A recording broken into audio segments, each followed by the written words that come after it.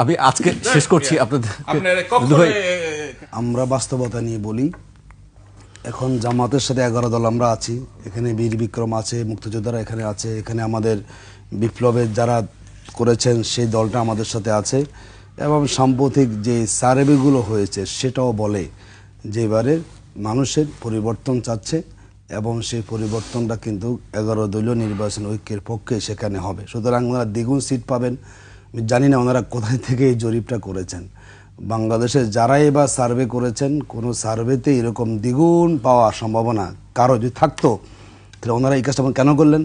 ওনারা এলডিপিকে ভাঙলেন, এনপিপিকে ভাঙলেন, এনডিএমকে ভাঙলেন, সব দলকে ভাঙে কেন ঢুকালেন তা বিএনপিতে বলেন তো?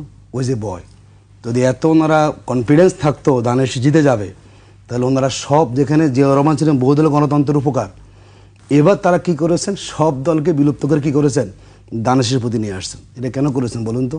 ওই যে যদি হেরে যান, যার জন্যই 5টা মতো দল এবার কি হয়েছে, এই বিএনপি বিলুপ্ত হয়ে গেছে। এটা দল নাই, নেতা এসে যোগ দিয়েছেন বিএনপিতে, ধান শীষ প্রতীক নিয়েছেন। তো যদি বাস্তবতা, এটাই বাস্তবতা। বাকি যা বলা হয় এটা মানুষকে বলা হয় যে আমরা তো আসলে আছি, আমাদেরকে তো ভয়, আমরা তো মোটামুটি সাহসী আছি। আমরা এটা অনেকটা গভীর অন্ধকারে জিজি পোকাকে ভয় পেয়ে আমি খুব বীরুত্তম সাহসী বলা যায়। বাস্তবতা ওনারাও বুঝেন ভোটের মাঠে সিচুয়েশন কিন্তু ভালো না, যার জন্যই ওনারা ভয়ভীতি দেখাচ্ছেন।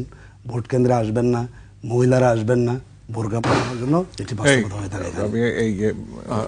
আমি শেষ না না আমাকে শেষ করতে হচ্ছে আজকে কথা বলার জন্য আমি কেন আসেন ভয়ভীতি দেখাচ্ছি যেন ভোট কেন্দ্রে আপনি আপনারটা বলুন, আমি তো সব জিনিস একটা সীমা থাকে। সন্ত্রাস হচ্ছে না দিদু ভাই? আমি আজকে শেষ করছি আপনাদের। আপনারা দুদু ভাই আপনি শেষ করছি। দর্শক আজকে এখানে শেষ করছি, আবার দেখা হবে